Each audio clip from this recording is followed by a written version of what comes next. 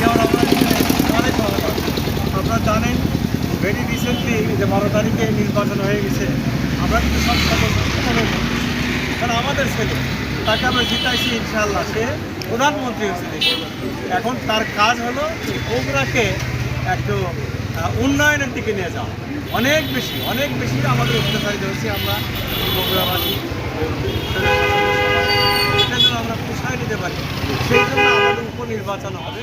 সেই নির্বাচনে তারেক রহমান সাহেব বাদশাবাইকে নমিনেশন দিচ্ছে, জেলা বিএনপির সভাপতি। আপনারা জানেন সে খুব ভালো মানুষ, অনেক কর্মঠ মানুষ, হ্যাঁ বগুড়াকে ভালোবাসে, দলকে ভালোবাসে। আশা করি যে আমরা সবাই তাকে ভোট দিয়ে তাকে আমরা এমপি নির্বাচন করব এই এলাকা। আপনারা ভোটের দিন সবাই সকাল সকাল যাবেন, নিজে যাবেন, আশেপাশে সবাইকে নিয়ে যাবেন। এই নয় আজকে মনে করবেন যে আমি না গেলেও বোধহয় হবে, এইরকম যেন প্রত্যাশা করেন না। সবাই আমরা যাব, সবাই ভোট সেন্টারে যাব এবং সবাইকে নিয়ে যাব, আহ্বান করব।